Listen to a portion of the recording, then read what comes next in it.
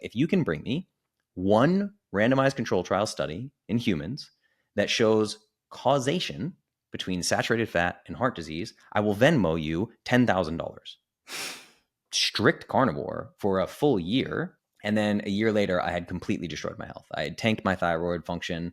My testosterone dipped to about 250, which is the testosterone level of a 75-year-old man. And I was like 31. Like, it was a real problem. And it took me about 6 to 9 months to completely recover from my carnivore experience. I think the single most dangerous thing that people do is they starve themselves. They undereat. They're not eating enough food. The entirety of metabolism, the word metabolism, is basically a catch-all for the primary function of the human body, which is taking food and turning it into energy. That's it. I adopted the identity of somebody who doesn't eat fast food. So it's just not an option. Fast food doesn't exist in my reality.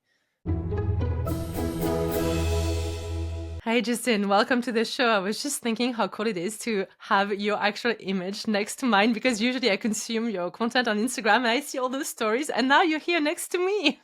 Here we are. We did it. Thank you for having me. We did it. Justin, can we start off by getting an understanding of what you do and who do you do it for? Sure. Yeah. So my official title is a nutritional therapist, and I help people with their metabolisms, basically increasing metabolic efficiency. The way that I describe it in simple terms is I'm usually the guy that people come to when nothing else has worked. So I'm usually dealing with people over the age of 35 that are dealing with what would be called the clinical term of obesity, just being more than 30 pounds overweight. Many of them are dealing with autoimmune conditions as severe as type 2 diabetes, down to just gut issues, inflammation, skin issues, depression, these kinds of things. And I help people reframe the way that they think about their health from a metabolic first perspective. So helping them understand that all the ways in which their body manifests health or poor health all ties back to metabolic function. And that's where we put our focus. It's very, very rare that I come across anything that can't be solved through the metabolism, because that's just how the human body works. And I think in today's society of diet culture and fitness culture, the metabolism is often completely forgot about, actually. And we tend to treat our bodies like car engines or something like that, with these very strange ideas that we have. So I'm basically helping people heal their metabolisms so that they can progress in life and actually focus on the things that they care about, the bigger goals that they have, besides just what does my body look like in the mirror. So we basically remove the obstacle of health and wellness. I love that. And if you could explain in super simple terms, let's pretend I've never learned about the word metabolism before and you had 30 seconds to describe it to me. How would you explain it to me? Very, very simple. So the entirety of metabolism, the word metabolism, is basically a catch-all for the primary function of the human body, which is taking food and turning it into energy. That's it. The metabolism takes food and turns it into energy. Now, you can get incredibly nerdy with that, or high level, and say you're taking in food, which is substrate, which then goes through all the processes of the metabolism, like the citric acid cycle, the electron transport chain, and then ultimately creating something called ATP. Now, I say that nerdy just so you know there's a lot going on in there, but it's important to break it down very simply. Your body takes food and turns it into energy. That is the entirety of human metabolism and what it does. Understood. And what is the connection, Justin, between our metabolism and weight loss or weight gain or struggling with weight loss? The connection is, it is the only thing that matters. It is everything.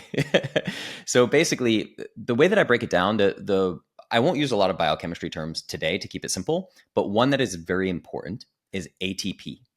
So if we look at our economy, let's say, what the currency of our economy, or for me here in the US, is dollars, US dollars. That is the currency of the economy.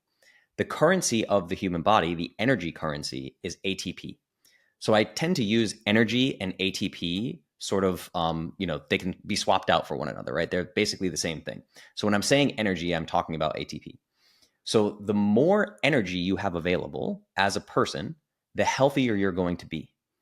And this is where America in particular, but now also the rest of the globe, where Western ideals have sort of globalized, everything we do to get people healthy in the mainstream sense is decreasing the energy available in their body.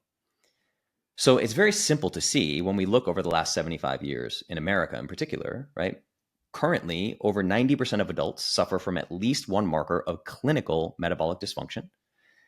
75% of the population is overweight or obese. There's actually more obese people than overweight people. And again, this term obesity just means more than 30 pounds overweight. It's a clinical definition. 40% of adults are obese. 30% of adults are overweight. 40% of children are obese at this point. So it's easy to see. I mean, this is just clear data, no dogma or bias attached. You just look at the evidence available and you say something is very wrong. There's something fundamentally that we don't understand about what's happening here. And that's what I try to re-educate people on. Caloric restriction, intense workouts in the gym, intermittent fasting, cold plunging, saunas, all these different biohacks and all these things that people do are all actually decreasing the amount of energy available. And obesity, not only obesity, but also things like depression and anxiety, are a state of low energy. Infertility, the same thing, is a state of low energy. We have an infertility epidemic in men and women because people don't have enough energy. So what happens is when you take someone who's overweight or obese and you ask them what their symptoms are, I hear the same things over and over. I feel cold all the time, even in the summer. My hair is falling out in the shower. My hair is thinning or falling out. I have no libido. I bruise easily. I feel depressed. I'm anxious. I'm snappy with my kids. Just all these, or my sleep is terrible, whatever. All of these symptoms are very clearly symptoms of low energy. But then we tell people to eat less food and to exercise more, eat less, move more, calories in, calories out, on. And it just exacerbates these symptoms and it makes the low energy problem worse. So I basically take the mainstream model of health through the lens of restriction, suffering, and sacrifice, and I flip it on its head. And we achieve optimal metabolic health through nourishment, abundance, and self-love. Can you explain to us the concept of nourishment? Because one thing that really caught my attention, and one of the reasons I love following your content, is because you're really good at explaining that notion of nutrition density and Mm, really talking about the importance of having a nutrition dense diet, which is really what I follow now, not that what I've always followed. So I've made the mistakes in the past. Could you sure. maybe walk us through what nutrient density means to you? Mm-hmm. So the simple term nutrient density, a simple definition of it is basically the amount of vitamins and minerals per bite of food, let's say. We could say per gram, but I tend to just say per bite of food. If you're eating a food, that food is going to contain some amount of vitamins and minerals if it's real food. If it's a hyper palatable, ultra processed food that was made in some manufacturing facility that's not a real food as it exists in nature, it may have a very high caloric content, but it will not have vitamins and minerals. Mm. So let's say we take, oats, 100 calories of oats. It's going to have very, very little vitamins and minerals. That's not a nutrient dense food. If we compare it to 100 calories of grass-fed beef, the number of vitamins and minerals compared to oats is going to be exponentially different. So if we can take the focus off of calories and put the focus onto nutrients, that's where real nourishment comes from. Does that make sense? Of course, and also we just became best friend in an instant. If you're comparing some vegan food and you're saying it's not as nutrient dense as a piece of grass-fed beef, you are my instant best friend. So, I knew we would get on. I'm glad that's the case because that same belief gets me a lot of enemies. Oh, I know, but and you know what they say is you can't really have a community that loves you if you don't have other folks that hate you, right? You need to Totally. divide in many Yeah. ways. Yeah. I'll be honest with you, I get a lot of mixed signal as well for being such a meat ambassador. Mhm. I also got a lot of negative comments whenever I've published photos of me eating raw food, such as, Mhm. eating organ food or cooking steaks. And I Yeah. think it's so important to know that you can eat meat and actually optimize your weight. And in many ways, it's when you don't eat all this beautiful, gorgeous, natural food that we've eaten forever as a human species that you Mm. actually can damage your metabolic health. So let's Yeah. have that conversation. Well, and easy. I think this is really important because what you're speaking to is what I teach is that food is data, right? So everything changed with human health when we started focusing on calories, which happened in the 1980s when Philip Morris, a cigarette company, bought 15% of the food supply, bought Kraft and General Mills, I believe it was. And they started telling people to focus on calories. Prior to that, we didn't really focus on calories because calories are not, it's interesting to say it this way, but calories are not a real thing. They're not a real tangible thing that the body understands. Basically, a calorie is the amount of potential energy in a specific thing. So if I take this mug and I burn it at a very high heat, it's going to release some amount of energy. This ceramic coffee mug has a caloric content, right? But if you eat 1,000 calories of ceramic coffee mug, how do you think that's going to go for your health and wellness, right? So it's important to understand that food is data, right? We eat food to get nutrients. That's the only reason we eat food, because nutrients, both macronutrients and micronutrients, vitamins and minerals, are the things that drive your human metabolism, and that's how we create energy. We don't eat food to get calories. The body isn't trying to get calories per se. It's trying to get data. So a very simple analogy that I know your audience will understand as well is if we look at a computer. I'm talking to you on a MacBook Pro computer. That MacBook Pro runs on code. If I give perfect code to that computer, it will function perfectly. It will do exactly what it's supposed to do. It will perform the way that I want it to. But if I decide that 3 times per day, every day, I'm going to inject viruses and malware into this MacBook Pro, the operating system is going to start to malfunction. It will be lagging. It will be slow. It will make mistakes. It won't do what I want it to do. Now, the best way to fix that computer's performance would be to stop injecting viruses and malware into the code. Just give it code that it's familiar with, that it knows what to do with. The same is true of the human body. Now, the problem is the way the mainstream treats a malfunctioning human body would be the equivalent of you putting viruses and malware into your MacBook. Then you hire a computer technician, and the computer technician comes over and he says, maybe we should replace the keyboard. Maybe we should rip out the motherboard and put in a new one. Maybe we should change the screen. Maybe it's the electrical inputs. Let's solder something together over here, right? And then I say, well, wait a second. What if we just stop injecting the viruses and malware? And the technician goes, no. That has nothing to do with it. Don't worry. You can just keep injecting the viruses and malware, and we'll just keep fixing the computer as we need to by tearing it apart, right? It's like trying to, your computer is getting fed viruses and malware, and you try to fix it by hitting it with a hammer. That's what we're doing to human bodies. When the body starts to malfunction, we think it's doing something wrong. We say, my body's storing fat. This is bad. It's not supposed to be doing this. Yes, it is. Body fat storage is not a bad thing. It is the body functioning exactly as it's supposed to, protecting you from the foreign input that you're putting into your body. So you're basically injecting viruses and malware with these hyperpalatable, ultra-processed foods, what I, with no apologies, refer to as poison. If you're poisoning yourself every day, your entire machine is going to malfunction. And then the mainstream diet and fitness culture is going to say, well, this is your fault. You need to get your ass in the gym. You need to do cold plunges and intermittent fasting and high intensity interval training. And you need to eat less calories and calorie deficit and calories in, calories out, all this thing. And they don't fix the root cause of the problem. Mm-hmm. What do you think are the most common yet dangerous myth around weight loss that you see day in and day out? I'm sure folks come to you and you're the guy that people turn to when they've tried everything, right? Mm-hmm. What are the biggest mistakes you think people make with weight loss? Yeah, honestly, it sounds crazy to people because everyone has been taught that the only way to lose weight is calorie deficit. But I think the single most dangerous thing that people do is they starve themselves. They undereat. They're not eating enough food.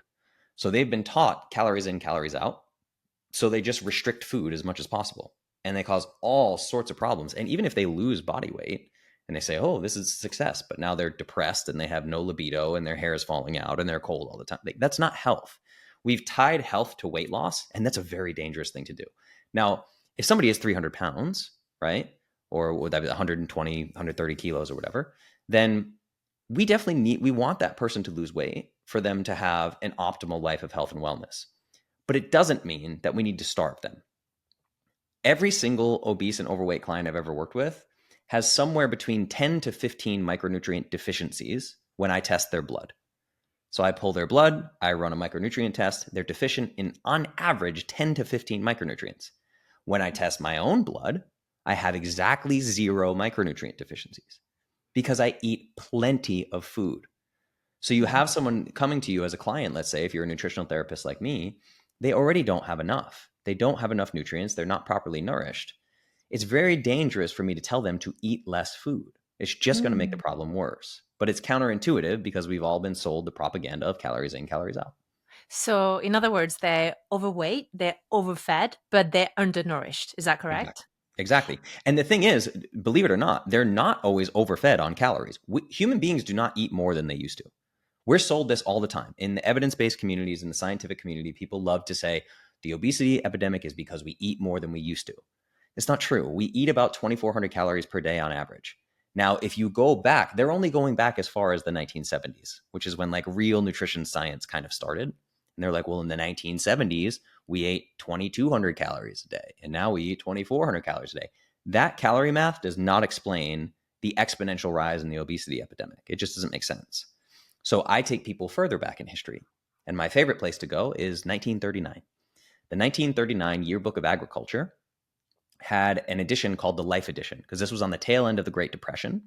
And they were basically releasing this publication that was talking about how the Great Depression impacted the daily diet of Americans, how we were recovering from the Great Depression. And they tracked the food intake of Americans living in New York City. Now, keep in mind, less than 20% of the population was overweight. Less than 5% of the population was obese, which again, today it's 40%. And in 1939, the average 155-pound active man was consuming between 4 to 4,500 calories per day. 4,000 to 4,500 calories per day. The average sedentary American across both genders was consuming 3,200 calories a day. Almost 1,000 calories more than we eat today, with no obesity epidemic and no epidemic of chronic disease. This is not a calories problem. It's a nutrient density problem. So let's say you have someone, when you say overfed but undernourished, people tend to think, well, yeah, obese people are probably eating 5,000 calories a day or 4,000. No, they're not. They're eating 2,400 calories a day, but that 2,400 calories also has no nutrient density. So they're eating bread and pasta and chips and soda. So they're getting 2,400 calories, but they're not getting the same amount of nutrients they would if they were eating 2,400 calories of grass-fed beef and wild-caught fish and eggs and organic fruits and vegetables. Their metabolism would function very differently. Is this all making sense? Of course. Yes, Yeah. absolutely. So, what are the most common deficiency that you see? I know you see a lot of blood works. What are the ones that really, really are noticeable in terms of trends and patterns? B vitamins are massive. Okay. Um, so what has happened is somehow politics and food have been involved with one another, and medicine and food has been involved with one another. So since the advent of the food pyramid, which really became like across the U.S. in about the early 90s, which recommends 11 servings of whole grains per day, which have no nutrient density whatsoever. And then Hello, bloating. exactly, right? And then that also turned into sort of anti-meat propaganda. There's a lot of like Yes. plant-based propaganda that's out there, and they say that I actually funded a documentary film in 2016 called Sacred Cow that talks about this, the importance of regenerative agriculture, how proper farming practices actually sequester carbon from the atmosphere. They don't contribute carbon to the atmosphere. Cow farts are not contributing carbon to the atmosphere. That's just a myth that people love to say, right? So this plant-based propaganda kind of got tied in with medicine and convinced people that the way to be healthy was to eat more plants. As a result, the most common micronutrient deficiencies I see are B vitamins, because you cannot get B vitamins on a plant-based diet. You just can't. You have to eat animal proteins, animal meats, if you want to get B vitamins. Which is why you'll see this in vegan communities and vegetarian communities. Everyone knows they have to take a B vitamin supplement. So that's the most common micronutrient deficiency that I see is any and all of the B vitamins. I think any diet in life that necessitates you being on a lifetime dose of supplement should be an indicator that this is not a human diet. That's my opinion. Yeah, it's a spot on opinion. That's 100% accurate. Yeah. Yeah, the most unwell I've ever been in terms of my skin, my health, my weight, my hair, everything in between was when I went vegan. Not necessarily Mhm. because I wanted to, because I had to, circumstances. I was in an ashram, and it was just everything was falling apart, even though I was contradictory in the healthiest part of my life in terms of, doing meditation and yoga. So I was like, Yeah. oh, okay, this is weird. On the one hand, my mindset is really good. I'm really Mhm. focusing on my breathing, my meditation. I'm moving, I'm sleeping. And then genuinely my hair was falling. My skin was just, I had all sorts of acne and it was just falling apart. Yeah. Yeah. And that's an important point too, right? Because I teach people that health and wellness is not a goal. Health and wellness should be a given. You should be born healthy and die healthy, and it shouldn't be a problem. So none of your mental bandwidth and focus in this life, self-actualization, right, should be focused on getting healthy. It just shouldn't be an obstacle. We need to remove that obstacle. So if someone's default is optimal health and wellness, then we can talk about going out and doing things like being a vegan in an ashram for a period of time. That's a different goal than optimal health and wellness. You're not there for optimal health and optimal metabolic health and wellness. You're there for personal growth, spiritual growth, whatever. The same way that I have done 7-day dry fasting experiences where I consume no food and no water. I don't even touch water. I don't brush my teeth, nothing. Now, mainstream medicine tells me after 3 days of no food, no water, I die. Not true. I have friends that have done this for 28 days, right? So does that mean that my 7-day dry fast experiment was the absolute best for my metabolic health?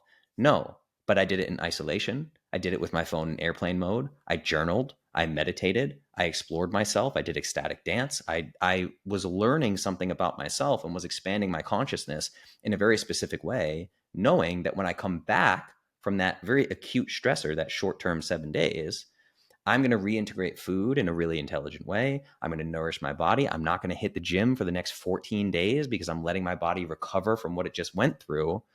My goal was psychological, emotional, and spiritual, not metabolic. You see what I'm saying? Of course. Yes, But we yes. can we can do things that are different goals than health and wellness.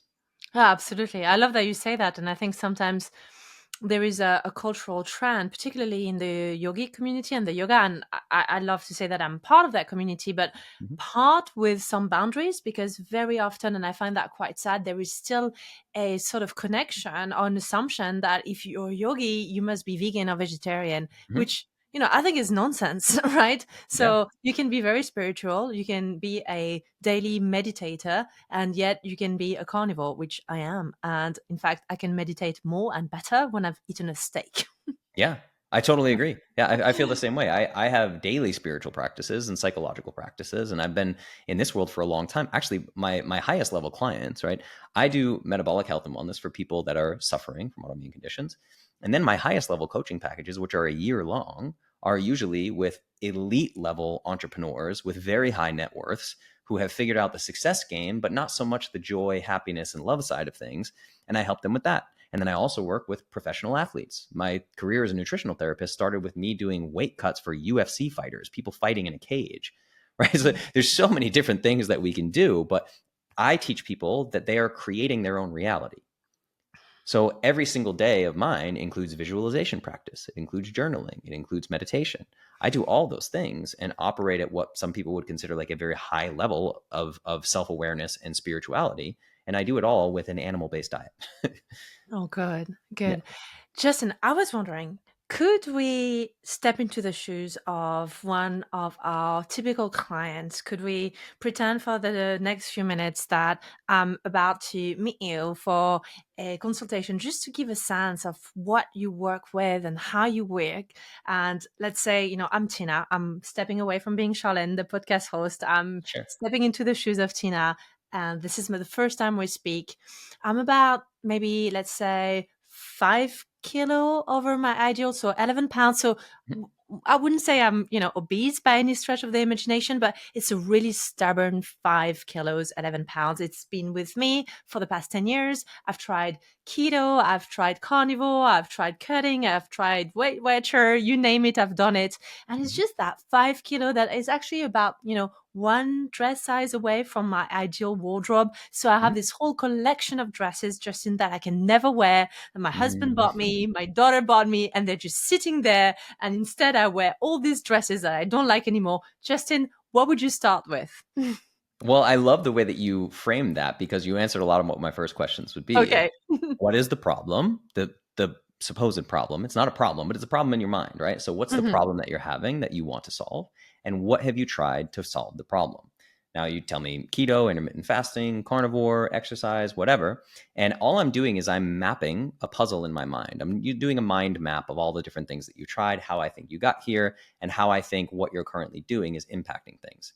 The most common thing that I hear on a call with a new client, someone like Tina, I believe you said, is, Yes. Justin, I've tried everything. And I help them realize that they have not tried everything. They've tried a whole bunch of different names for the same exact thing, which is restriction. If you're a carnivore, you're restricting all the plants and all the carbohydrates. If you're keto, you're also restricting all the carbohydrates and loading up on the fats. If you're doing Weight Watchers, you're restricting all calories. If you're doing intermittent fasting, you're just not eating for long periods of time. It's all restriction. The only thing you have not tried is abundance. What happens if we choose the right food quality and we purposefully put you in a calorie surplus? Everyone's mind immediately says, well, Justin, I'm going to get fat. No, that's a false belief, and it's a programmed fear that you have that we need to rewrite, right? So firstly, I start every client with self-love practices. They're going to stand in a mirror, or you, Tina, you're going to stand in a mirror every day. You're going to look yourself in the eyes, and out loud, you're going to say, I love you 10 times, no matter how uncomfortable you feel. We're going to get you to a place where you love your body and you realize that your body is doing exactly what it's supposed to do based on the inputs you're giving it. And if we realize, okay, the inputs I'm giving it are causing X outcome, but I really want Y outcome, we have to change the inputs. We have to try what you haven't tried before. And when your body is storing body fat, holding on to body fat, it's telling you it's stressed and it doesn't feel safe. So the way that we do that is an anti-stress protocol where we hyperload vitamins and minerals by feeding you the most nutrient-dense diet possible. Now, the thing is, the next question I'm going to ask you is, where is your current calorie intake at? Because if Tina comes to me eating 1,200 calories a day and I want her eating 2,500 calories a day, I can't make that jump of 1,300 calories on day one because you will gain body fat. And that's because your body's trying to protect itself. It's getting all this nutrients and saying, let's hold on to this because we don't know when the next time these nutrients will come again, right? So we do very intelligent reverse dieting, and we just slowly increase the amount of food over weeks until we get you to your maintenance calories. And when you're at maintenance calories, because every single client says this, you are going to feel amazing. You are going to be like, my love life is better, my sleep is better, my skin is cleared up, my hair is growing, my nails are growing thicker, my teeth aren't so sensitive, I feel fantastic. And then we're going to push it up even more. We're going to put you in a little bit of a calorie surplus, and we're going to really hyperload those nutrients. And you'll find, counterintuitively, you start to drop body fat. Now, the scale weight might not drop the way you want it to, but your clothes are going to start to fit different. You're going to start to feel different. And then over time, the scale will reflect what's happening in your body, which is actually becoming healthy. So I can wear those dresses again. Exactly. My biggest struggle at the moment, being Tina, is the fact that I'm always so busy that I eat mostly on the go. So, I grab something and put it in my purse, and it's often a health bar or protein, or I do a lot of meal replacement as well because I don't really have a huge amount of time. I tend to grab salads, and I get a little bit scared about having any carbs at lunch because I don't want to carb load. And I've read that carbs are not really good for me. So then at dinner, I often skip my meals, but then I get really hungry around bedtime. And that's when I have a tendency to go and raid my children's cupboard. So I tend to get most of my calories late at night because that's when I feel stressed and anxious. So that's where I'm at. Mm-hmm. Yeah. So you're operating near 100% of your time in fight or flight. Oh, yes. Yeah. You're But in I'm busy, sympathetic nervous. Justin. I'm busy. Yeah, yes. So all we have to do, right, is I always say that any proper health and wellness protocol should exist around your current life if you tell me that you like your current life. If you are miserable in your current life and you're working a job that you hate and you don't feel connection in your romantic partnership and you don't have good community and you're stuck in rush hour traffic, 2 hours one way, 4 hours of driving every day, and you're super stressed out, we actually do need to address that. And I'm going to recommend you move into one-on-one private coaching so we can assess why you have crafted a life that you are unhappy in and what we can do to reverse that trend. Because if you're miserable in your day to day life, it's going to be very, very, very difficult for you to become optimally healthy with your metabolism. So we may need to address that. But if you tell me that you love your lifestyle, you enjoy being busy, and you like all the things that you do, then I'm going to work your protocol around that. And all we have to do is swap out the convenient snacks that you're putting in your purse, right? I'm yet to come across, this is the beauty of living in 2025. I'm yet to come across any food that anybody loves to eat that I can't replace with a healthier version, right? I mean, like Unreal Candies makes, their version of M&Ms and Snickers bars and all these things that have no artificial dyes, no toxic ingredients, no pesticides and heavy metals and BPAs and artificial flavors and sweeteners, right? So if you like these things, we can make them function within your protocol. And I always say this, like, what I'm going to ask you to do is not harder than what you're currently doing. It's just different. And it Mm. requires a little bit of intentionality. I can teach you how to walk into a grocery store and grab a few things for your lunch on the go in the same amount of time it would take you to do the drive-through fast food. It's simply making different choices. And it's very, very, very simple to do. And I tell people that I know this because when I started Clovis 10 years ago, I was still a professional musician playing 300 shows a year. So Wow. I know what it's like to be busy. I lived on the road. I would be driving a truck and pulling a trailer full of equipment, and I'm in middle of nowhere, Iowa, and there's a Chick-fil-A and then there's a grocery store. So let me go in this grocery store and see what I can figure out. Maybe it's deli meat, maybe it's some grass-fed beef jerky, maybe I grab a banana and a coconut water, but I'm not going into that Chick-fil-A. I'm not going to do that. And that's an identity shift, right?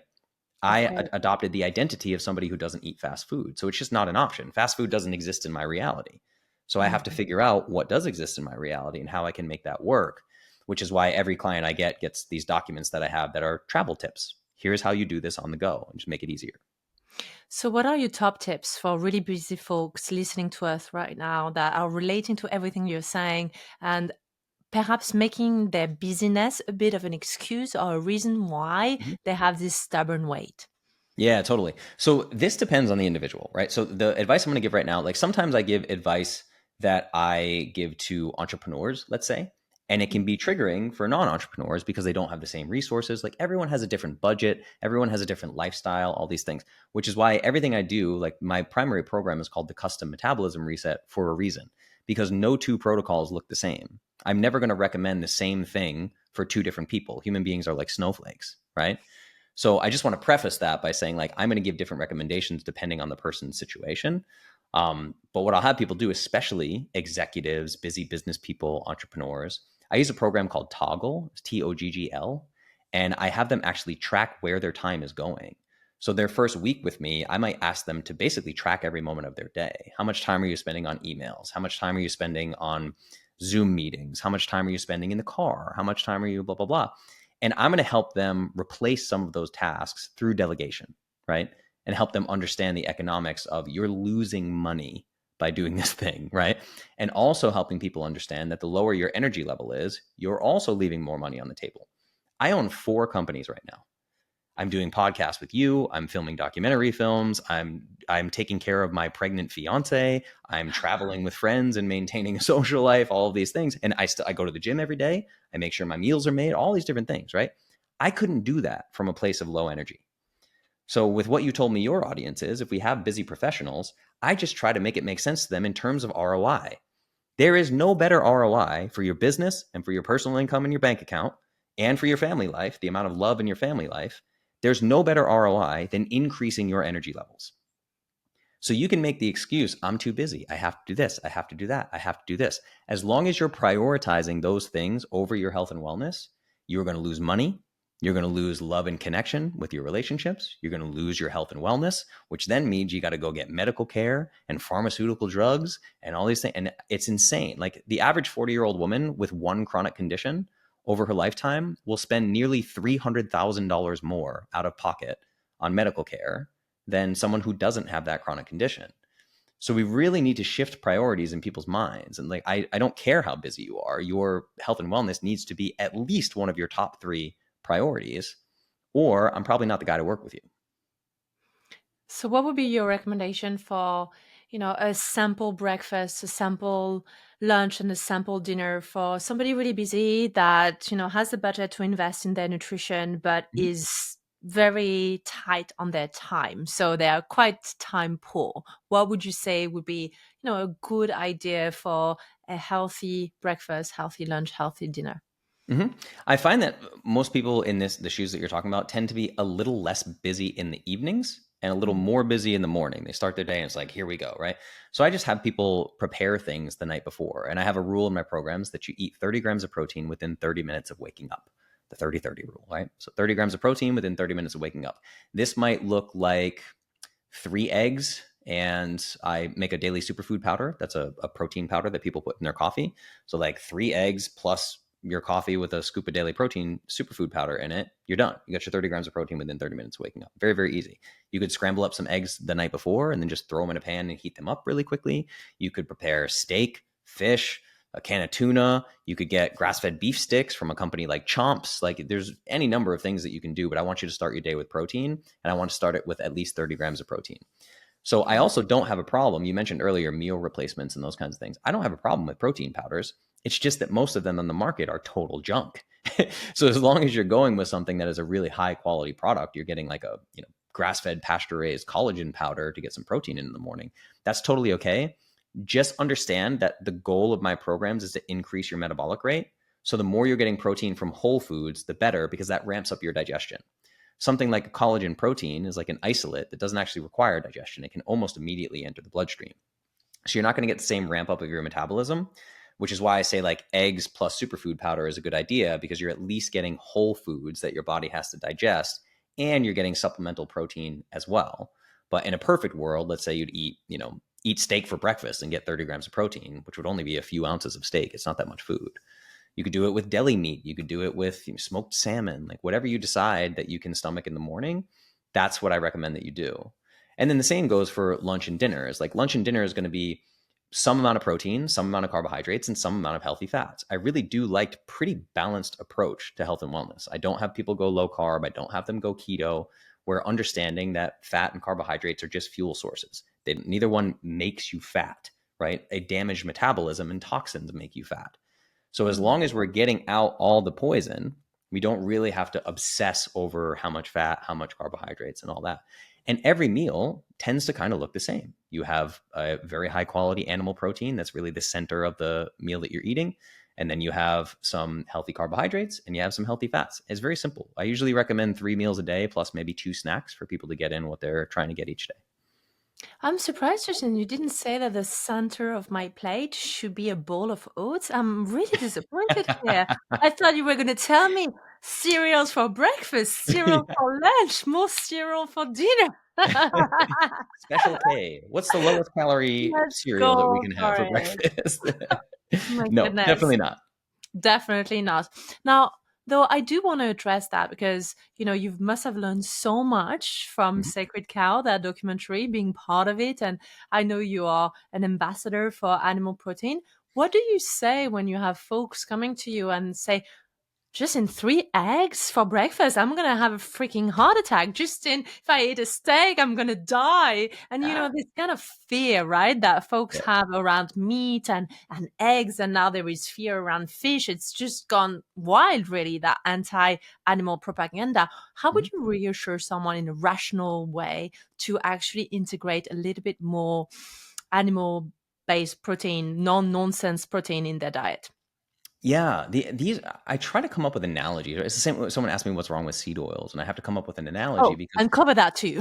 yeah, because the answer of why seed oils is harmful is a ridiculously deep and complex answer through the lens of biology and biochemistry. It's very hard to understand, which is why it's so difficult for people. Is it good? Is it bad? One doctor says this, one doctor says that.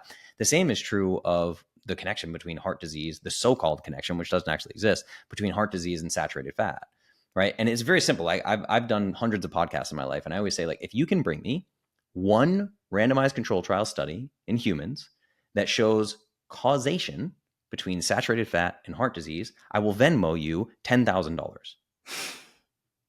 And I've given this, I've been saying this for 10 years. I'm yet to pay out $10,000 in Venmo. It just hasn't happened, right? And there are a number of, like, The Cholesterol Myth is a great book for this. There's a guy named Malcolm Kendrick, as I believe is his name, has all these books about how the connection between saturated fat and heart disease is not only completely wrong, but it was made up on purpose. Ansel Keys was really the one that made this happen. There's another great documentary just came out. My friend Paul Saladino did a documentary called Fed a Lie. And this kind of covers the myth of saturated fat plus heart disease. But I mean, I guess the only thing I can say is there's no connection. There just isn't. What there is a connection between cardiac events and something to do with metabolism is low metabolic rate. So low metabolic rate lowers immune function, more inflammation in the body. Like you can't have cardiac disease without a significant amount of inflammation. And inflammation comes from bad code going into the computer, things that don't belong in your body, causing inflammation in the body trying to protect itself. Low metabolic rate, low energy, let's say, is associated with every single one of the top 8 killers in the West, in America. Every single one has low metabolic rate at its root. You cannot say the same thing about cholesterol or carbohydrates in general or whatever. It's like just understanding that the lower the function of your metabolism, the higher your risk of any and all chronic diseases. And it's also worth noting that at any given time, 80% of the cholesterol in your body was created by your liver in your body. It wasn't ingested. So the amount of cholesterol in your body, only about 20% of it is even impacted by the amount of saturated fat you're eating. Now, if you go strict carnivore, and 70% of your calories are coming from dietary fat, you're going to see your cholesterol go up for sure.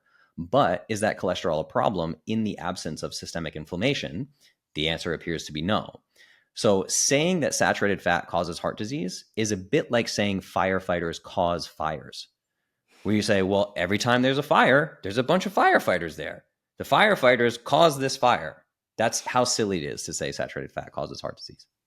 I really appreciate that you've said that. And I was wondering if we can go back on this metabolic rate, which is really at the front and center of everything that you do. If you are meeting someone like Tina for the first time, how would you know? How would you guide Tina into understanding where her metabolic rate is at? Is it low? Is it high? We're guessing it's probably low based on the fact she can't lose the stubborn weight. But how would you test that? Which markers or mechanism would you use to know her metabolic rate? It's very sophisticated and it's going to cost about $12. Oh, I don't know. I don't know. You literally just are you familiar with women like tracking their fertility naturally? Oh, well, I do it. So Yeah. yes, yes. Very similar to that, right? I'm going to have them get an under tongue thermometer and keep Yeah. it by their bedside. And then when you wake up first thing in the morning, before you even sit up, don't go to the bathroom, don't get anything to get the blood pumping, heart moving, whatever. Literally just roll over, have it on your nightstand, grab that thermometer, put it under your tongue, and see what your basal temperature is when you're first waking up. I actually have people test, and I have a spreadsheet that helps them do this, but we're testing their basal temperature 3 times throughout the day. When they first wake up, and then 30 minutes after their first meal, and then in the afternoon, sometime between 1 and 3 p.m., right? So those 3 measurements can put together the puzzle of how the metabolism is functioning. And it's very, very important. And that's the data that I want to analyze. And I kind of teach people how to analyze it. It's just that it's a little tricky to understand what's going on. But for somebody with very low metabolic rate, I want their basal body temperature in the morning to be somewhere between about 97.6 and 98.2. I have women and men coming to me where we test them the first day and they're like 95.6. I mean, it's like it's a walking corpse. This is a huge problem, huge problem. What does And that then tell you? What does it that tells them mean? that their metabolic rate is very, very low and they're in an energy crisis. They don't have enough energy to function as a healthy human being. And the first thing that's going to go when you don't have enough energy to function is reproduction. This is the infertility epidemic, which is why in my programs we have something called Clovis babies, which is when a woman comes to me who's had at least one failed attempt of IVF, and we bring them in, we clean up their diet, and some number of months later, they conceive naturally. No IVF, no nonsense. And they're like, what happened? I'm like, well, basically, I got all the poison out of your diet, and I doubled your food intake, and now you're pregnant. Congratulations. It's very, very simple, right? So can you tell us more about this poison? What are the Yeah. things that we should eliminate? I mean, priority number one, in my opinion, is seed oils. And that's for a number of reasons, right? Now, seed oils, it's basically canola oil, rapeseed oil, soybean oil, sunflower oil, safflower oil, peanut oil, right? These are like the big contenders of the seed oils. And there's a number of reasons why I do this. One, seed oils are one of the biggest killers of metabolic rate and energy production, decreasing energy production. But number two is seed oils are in nearly all hyperpalatable ultra processed foods, right? So if someone listening to this pauses the podcast and just goes around their house and goes in their pantry and starts checking ingredients labels on all the boxes and packaging that they have for their foods, and they get rid of everything that has seed oils in it, they're probably going to get rid of 90% of the food in their house. It's that significant. The average American is getting between 5 to 10 tablespoons a day of seed oils without knowing it. So it's hidden in all these ultra processed foods. So one of the best things you can do, kind of the 80-20 of getting healthy, is remove anything that has seed oils in it. And by default, you're going to be getting rid of a ton of other ultra processed foods, which have artificial flavors and sweeteners. They have food dyes, they have BPAs, pesticides, microplastics, heavy metals, all these things that exist in ultra processed foods that are made in machines in these factories and everything with all these artificial ingredients. If you choose to get seed oils out of your diet, you're going to remove most of the problematic foods very, very quickly. So I start with that as priority number one. Does that make sense? Absolutely. I'm Yeah. on board with that. I avoid seed oils. In fact, Justin, if I can tell you, when I smell, you go into this like restaurant sometimes with friends or folks that don't really follow the same diet as you, and there is food being cooked with seed oil. I can smell it and it makes my stomach turn upside down. Like that smell of rancid oil. Oh, Yeah. I Yeah. can't take it. And it should, that's your body's defense mechanism telling you to get out of there. We actually know this from fast food chains that chefs who cook with these polyunsaturated fats, which are the primary ingredient in seed oils, have higher rates of lung cancer from breathing in the oxidized oils. It's that harmful. So humans, we've lost our own intuitive instincts so much. Like when we walk into an environment where we smell rancid oxidized oils being burned, our body is sending us a signal to turn around and leave that place. This is not a good place to be, right? But we've just totally lost touch with our own intuitive instincts. I love that you mentioned that. Thanks. Any other poisons we should be aware of that's maybe less common or something that is a little bit more hidden? Yeah, I mean, so the ones I listed are very important, and we see with the Make America Healthy Again movement, which I'm very thrilled to be a part of. But RFK successfully got like red dye number 3, I believe it was, banned, right? So you have the dyes and food colorings are a big problem. Artificial flavors and sweeteners, things like sucralose, right? You want to get rid of that stuff. And then you have obviously microplastics, BPAs, all those kinds of things. But the things that you're talking about, the sort of unsuspected enemies that we have, are things that are very heavily pushed as healthy foods. These are most of your whole grains, right? I do not believe that wheat is an appropriate product for human beings to eat. So my plan doesn't contain bread or pasta or pastries or anything like that. Get rid of brown rice, get rid of quinoa. All these things have lectins that impact the intestinal permeability of the gut, causes something called leaky gut, which leads to systemic inflammation, which is a huge problem. And I actually feel the same way about most leafy greens if they're raw. Like I'm not a fan of kale. I'm not a fan of spinach. If you want to eat those things, you can, but you want to rinse them thoroughly, saute them at very high heat with a saturated fat like coconut oil or butter or ghee. And we actually know from clinical data that spinach and kale becomes more bioavailable. You get more micronutrients, vitamins, minerals out of that food by cooking it at high heat and sauteing it with a saturated fat. So a lot of these things that are pushed as health foods today, especially in the plant-based and vegan world, are quite harmful and lead to systemic inflammation, or things like oxalates, right? Like, I mean, kale and spinach is loaded with oxalates, which cause all sorts of inflammatory issues, joint issues. A lot of problems are caused by plants and grains. Yes, absolutely. I know that if I have certain nightshades, I literally have indigestion. Yeah. And it's funny because there is a lot of fear around what kind of meat you have. I travel a lot, and Mhm. especially to Asia. And I can honestly go to any night market and eat about anything but the random vegetables. So I'll Totally. have the fish, I'll have the organ meat, I'll have the soup, I'll have the weird chicken feet. I'll Hmm. have most random things, but I Yep. would stay away from vegetables that have nutshades, or I'm like, oh no, people think that's odd. No, I know that vegetables can actually make me sicker than a piece of meat. Totally. I was in Thailand for about 6 weeks, and the entire time I was there, I ate mostly an animal-based diet. And there was one day I had done a ton of hiking and I had trained jujitsu, and I was having dinner, and my dinner was served, it was mostly meat, but it was served with black rice. And I was like, you know what? I'm super hungry. I've been training all day. Let me eat this black rice. I ate the black rice. It was the only time in Thailand where I got food poisoning. And I slept for 11 hours. I had a super high fever. The next day I had to find an Ayurvedic medicine clinic And I did a coffee enema. I had ozone treatment to kind of recover from this. But it was only once I ate the grains that I got sick. Oh, I can relate to that. It happened to me. So there you go. Eat your meat. Yeah, exactly. Of Can I ask you a personal question? course. I know you mentioned your fiance was pregnant, so Hmm. congratulations. Thank you. Yeah. Was your baby a Clovis baby? Did you conceive by following your protocol and all your amazing recommendations? Tell us more about how you guys conceived. Yeah. Yeah. So this was actually amazing because when I met my partner, we met 5.5 years ago. We've been together for about 4 years now. And when I first started dating her, she was having very serious cystic acne, like hormonal acne problems. And she was a very successful entrepreneur. She founded a very famous beauty company and took it to a 9-figure valuation. Like she's a fantastic entrepreneur. She's incredible. And she had resources.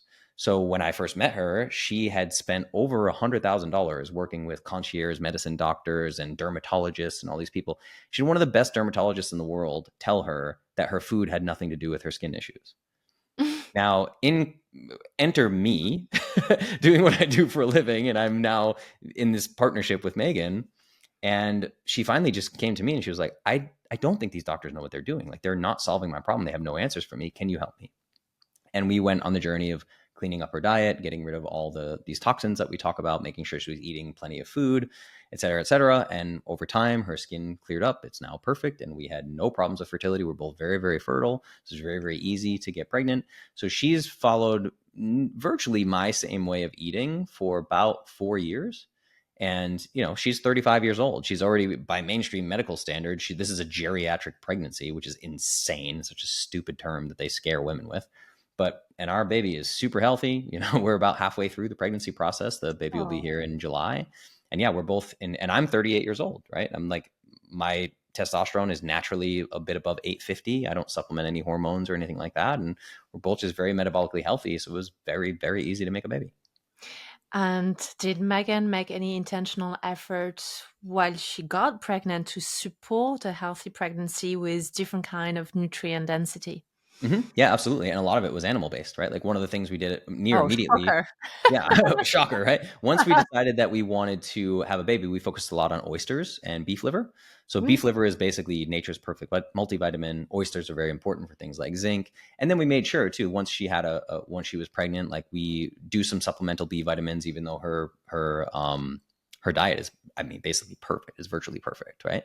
And then another thing that we do that people get upset about is has a very high sugar content in her diet right now. Fruit juices, coconut water, or even we have a brand of organic fair trade Mexican Coca-Cola type thing. It's called Mexicola by a company called Main Root. This is another thing where I mean, I get hate online from every single angle of like carnivores don't like me because I think sugar is beneficial for human health, and keto people don't like me for whatever reason, and the vegans don't like me for another reason, right? It's just there is this may be the most shocking thing I say to you on this podcast. There is no scientific evidence anywhere. And I'm gonna be in a world released documentary film with the Maha team saying this. So a lot of people are gonna hear me say this. There is no research anywhere that shows that sugar by itself is harmful for human beings. In fact, it's only beneficial. The problem is that the way that most humans get sugar is in hyperpalatable, ultra processed foods.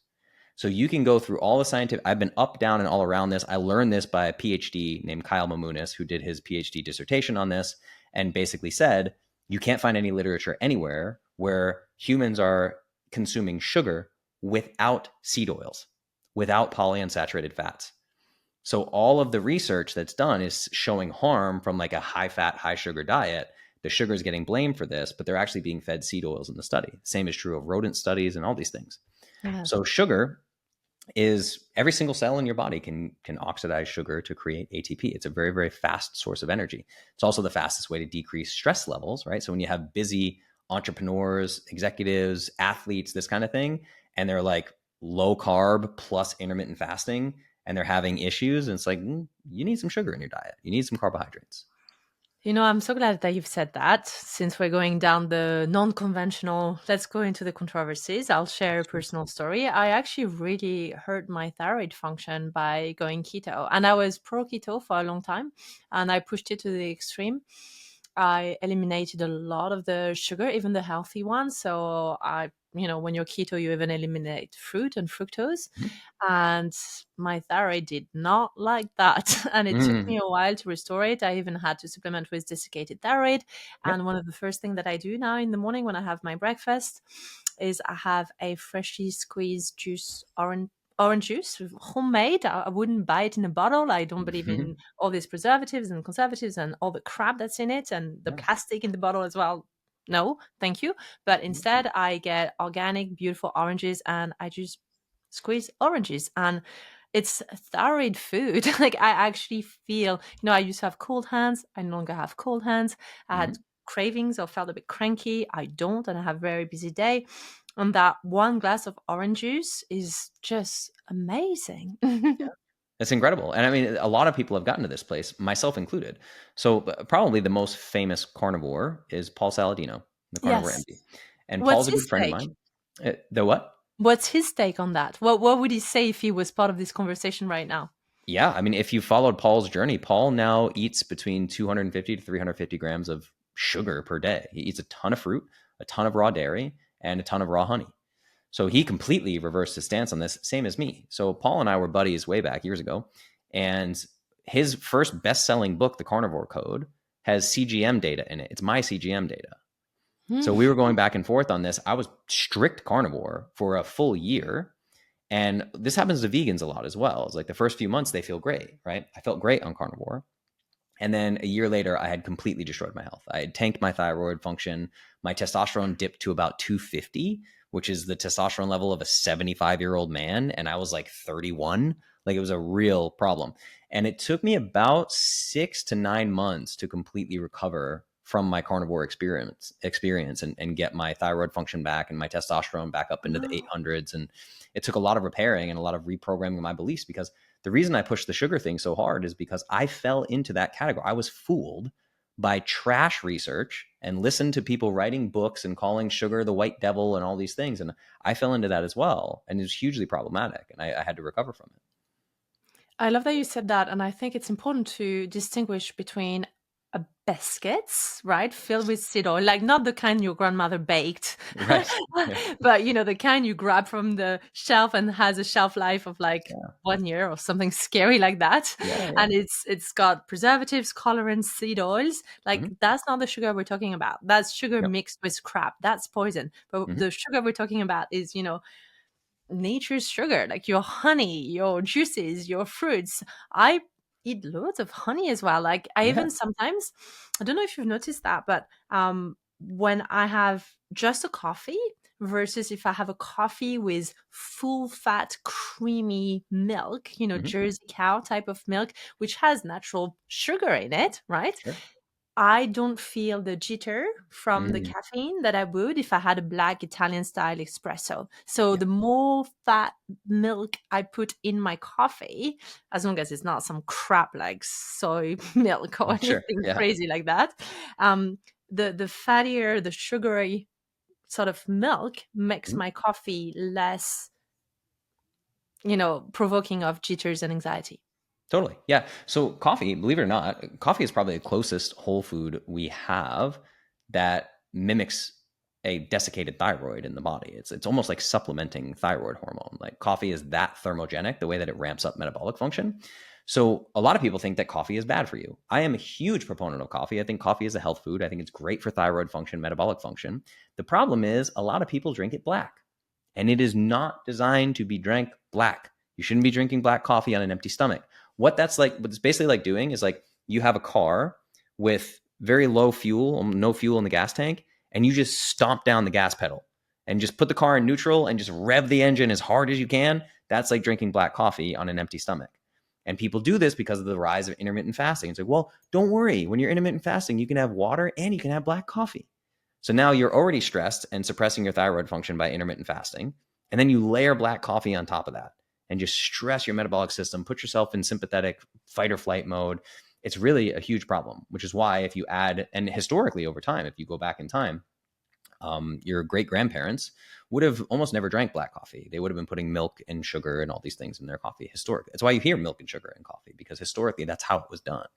And if you have the right kind of milk, you Hmm. don't really need the extra sugar. At least that's what I found. Like Totally. the right kind of milk has natural sugar in it. So you Yeah. don't really need to add the sugar. It's just because we make crazy milk these days, like low fat, low cream, no cream, Yeah. whatever. Yeah. And then you need to, it's just madness. I don't think people realize that. I mean, an 8 ounce glass of milk has about 12 grams of sugar in it. Yeah, I know. It's a I lot of have it sugar. every day.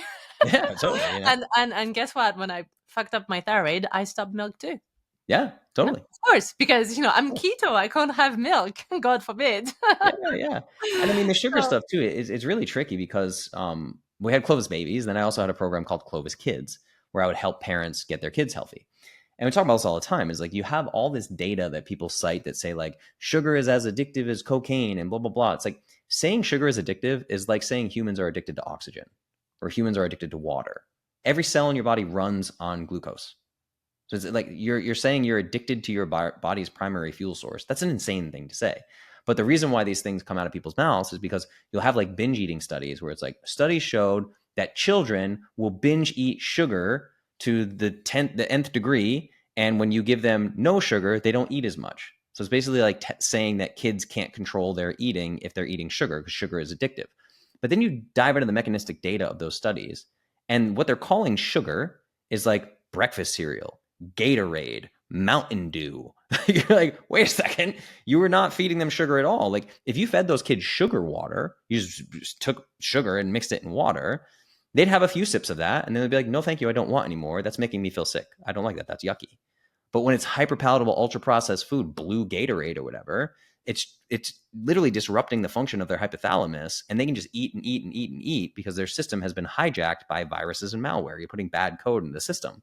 So now you have these parents that are like, they have their kids on a zero sugar diet, which is horrible for them because they heard that there was some scientific study that showed that sugar is bad for children when they didn't look into it, right? There was a study recently, came out a few years ago, that was talking about how eating 2 eggs a day is the equivalent of smoking cigarettes or something like oh that. yes, I saw that.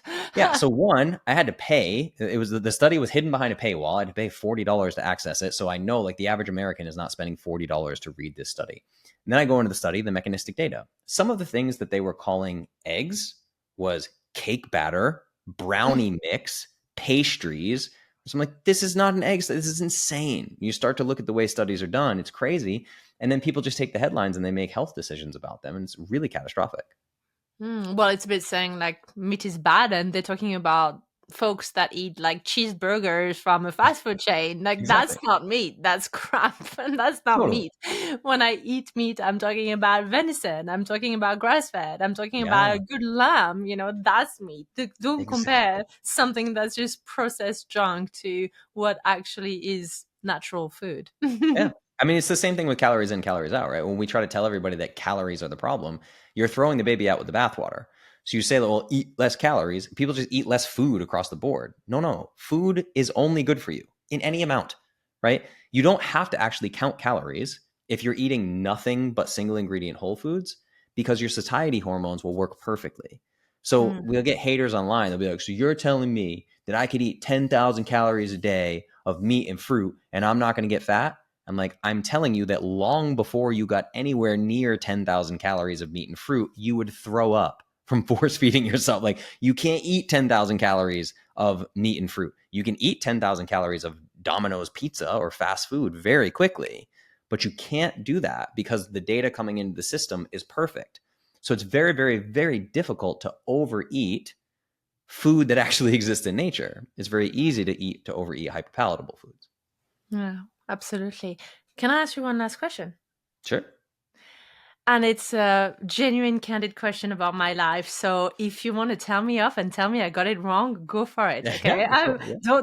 Don't sugarcoat it for me. You got it. Sugarcoat. Okay. So I know that you have quite a strong opinion on intermittent fasting, Mhm, and I would love to hear more. But I would also love to candidly share my practice around intermittent fasting. mhm, So I know that if I push it too far, it F's up my thyroid. So I'm mhm, very mindful. But I'll be really honest, Justin, there are times, especially because I travel so much, that I actually use intermittent fasting as a tool to be wiser and smarter. So, for example, I'm thinking traveling. So there are particular pockets of time in my life where I would choose to intermittent fast rather than eat crap. So Mhm. I would have still my hydration in place, my coconut water, my water, but also times where I use intermittent fasting as a tool for my overall enjoyment. So if I give you an example, 3 days ago, I knew I had a really big night with clients where it would be a 3-course meal.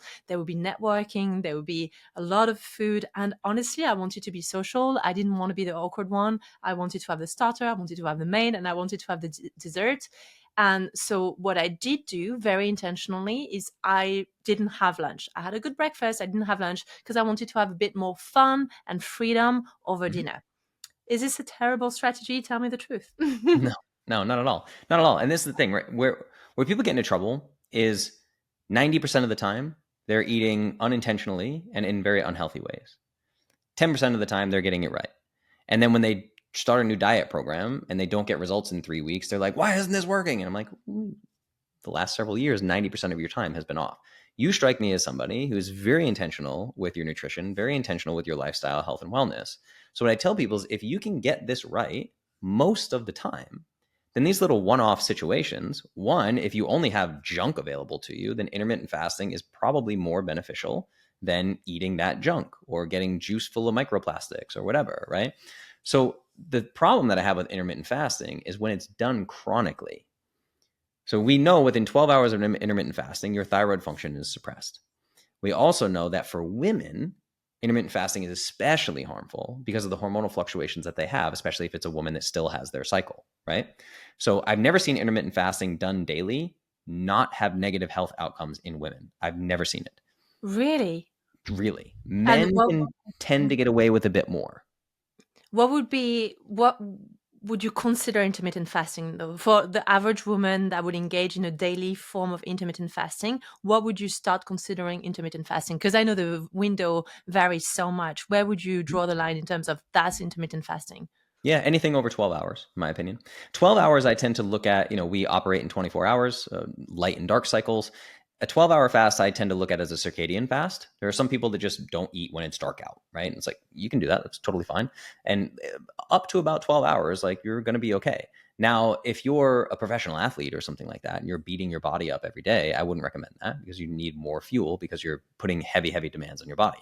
Right. But anything over 12 hours, I think women will start to run into trouble with. And then for men, it's usually anything over about 15, they're going to start to run into trouble with. Wow. So you're not an advocate of, we see on social media this OMAD thing, like 1 meal a day for the rest of your life. You're not pro that for women? And I'm not pro that for women or men. Here's the problem with men, right?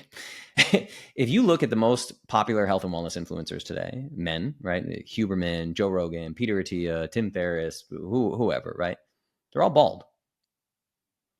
Nobody talks about this. Nobody. They're bald and they have a shredded six pack. And they will tell you, follow what I do. I'm healthy. No, you're not.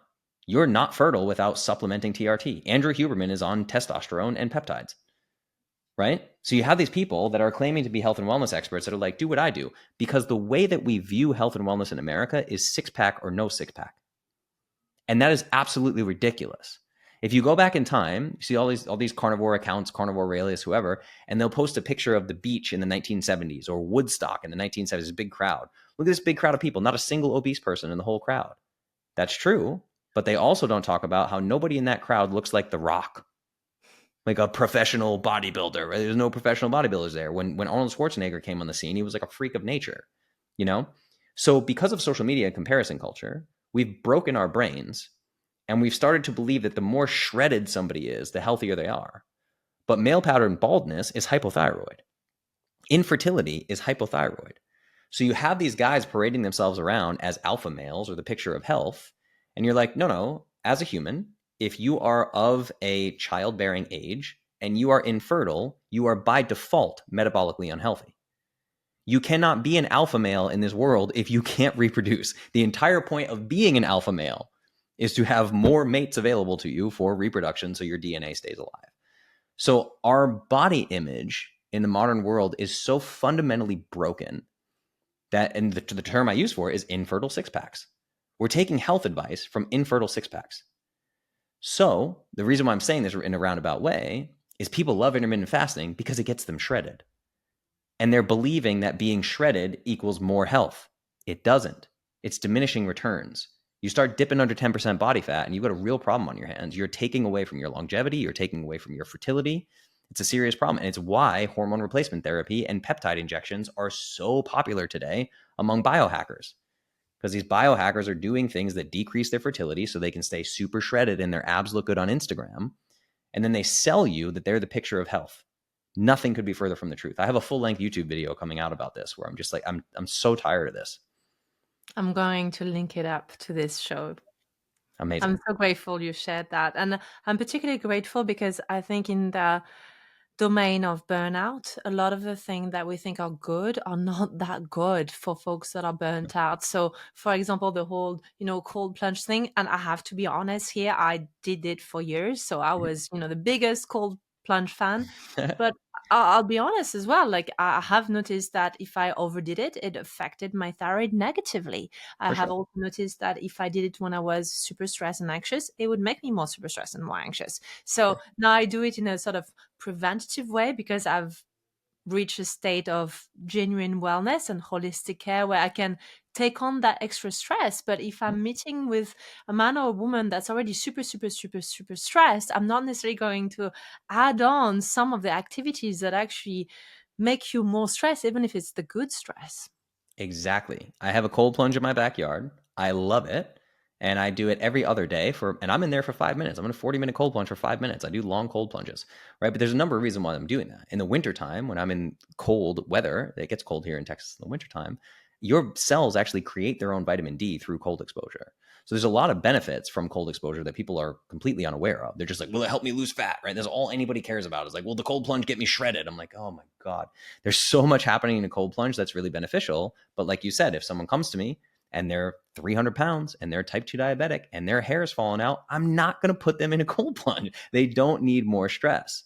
That you're absolutely right with this. It's the same thing with people see athletes in cold plunges. So they're like, oh, the NBA players do cold plunges. I should do cold plunges. It's like, no. The NBA player just got done with a game and they have to get up and do it again tomorrow night. So they need to basically stunt the inflammation in their muscles so they can recover and go do a very unnatural thing the next day. So it's like we're taking advice from people that just have completely different goals, completely different lives. Like, I worked with a mother named Shannon who was homeschooling 8 children, and I helped her lose over 100 pounds. She's Wow. homeschooling 8 kids. She never stepped foot in a gym, and I didn't stick her in a cold plunge, and she lost over 100 pounds. You don't need to just copy what you're seeing on social media from somebody whose entire career is their body and their athletics.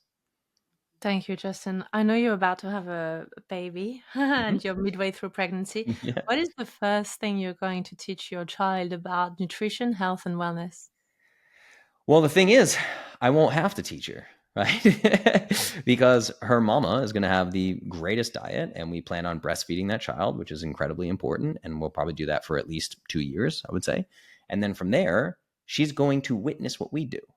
She doesn't need to be taught lessons, right? One of my favorite quotes of all time is from a coach named Peter Crum. And that quote is, your children will do a terrible job listening to you, and they will do an amazing job becoming you. So I won't have to teach my daughter about nutrition because she's never going to be confused because she's going to see me live by example. I don't get online and preach about not eating hyperpalatable foods with a pantry full of hyperpalatable foods in my house, right? My daughter is never going to see me eat hyperpalatable, ultra processed junk. She's never going to witness that. The only thing she will know in her reality tunnel, which is our world that she's coming into, is food looks like this. This happens a lot with parents. They have a 5 or 6-year-old and they're like, my kid will only eat Doritos and drink Coca-Cola no matter what I do. And they'll only eat breakfast cereal. What do I do? And I'm like, where do you think they learned that? Does your 5-year-old have a purse full of money and they walked themselves to the grocery store and they bought Fruit Loops and Doritos and Coca-Cola and they took it home? This is what I want to do. No, that's a learned behavior. So it's the same as parents who like try to tell their kids not to spend time on screens, and then all night long they're on the couch scrolling on their phone. It's like a do as I say, not as I do. That doesn't work. So I'm not going to have to teach my daughter. She's just going to witness. I love it. Justin, where can folks get into your world and how can they begin to work with you? Yeah. So on all social media platforms, my handle is at Justin Nault Official. You can Google, you can go on any social media account, just type in Justin Nault and it'll pop up. Justin Nault Official is the official handle. And then I recommend just on Instagram, I'm probably the most active on Instagram. Just click the message button, send me a DM, tell me that you heard me on this podcast, and I'm happy to send you, I can send you my foods list. I can send you daily mirror work, self-love practices, whatever you need. And then we can have a conversation where if you think I can help you out, I'll ask some questions to see if that's true. And then we can take it from there. I love it. Thank you so much, Justin. I really appreciate your time. And honestly, this recording has been the true highlight of my day. So thank you. Oh, amazing. This has been a pleasure. Thank you so much for having me.